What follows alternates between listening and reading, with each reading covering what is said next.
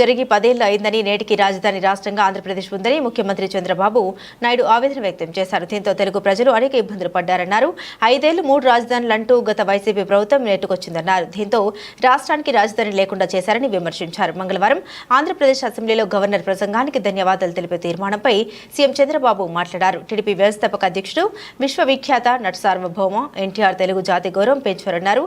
తెలుగు జాతి అంటే గతంలో మద్రాసు అనేవారని, కానీ తెలుగు వారంటే ఆంధ్రప్రదేశ్ అనేలా చేసిన ఘనత మాత్రం ఎన్టీఆర్ దేనని ఈ సందర్భంగా చంద్రబాబు స్పష్టం చేశారు. అమరజీవి పొట్టి శ్రీరాములు ప్రాణత్యాగంతోనే ఆంధ్రప్రదేశ్ రాష్ట్రం ఏర్పాటైందని తెలిపారు. వికసిత భారత్ వైపు భారత్ అడుగులు వేస్తోందన్నారు. 2047 నాటికి భారతదేశం ప్రపంచంలోనే తొలి స్థానం లేదా 2వ స్థానంలో ఉంటుందని చంద్రబాబు పేర్కొన్నారు. 95,700 వాళ్ళ తర్వాత చైనీస్, వాళ్ళ ఆదాయం $81,000, జపనీస్ 80,000, పాకిస్తానీ 70,000. ఈ విధంగా చూసుకుంటే అధ్యక్ష, అమెరికాలో ఉండే నేటివ్ అమెరికన్స్ 65,900. అంటే అధ్యక్ష, ఈరోజు ఈ ప్రభుత్వం అవలంబించిన విధానాలు 5 సంవత్సరాలుగా మీరు చూస్తే పాత ప్రభుత్వం ఇంగ్లీష్ నేర్పిస్తామన్నారు. ఇంగ్లీష్ నేర్పిస్తే ఏదో అయిపోతుందని మాటలు చెప్పారు.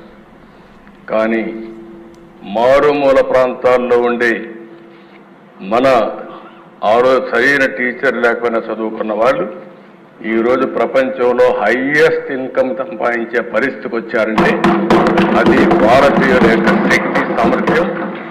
అందులో ఇంకా ఒక అడుగు ముందున్నారు తెలుగువారు.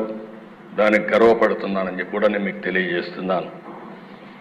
కానీ దిశ ఇప్పుడు ఇక్కడికి వచ్చినప్పుడు ఇది గత చరిత్ర. గడిచిన 5 సంవత్సరాల్లో జరిగిన విషయాలు కూడా నెమరు వేసుకోవడం చాలా అవసరం. ఇప్పుడే జూన్ 4వ తారీఖు వచ్చిన ఎన్నికల ఫలితాలు ఒక కొత్త చరిత్రను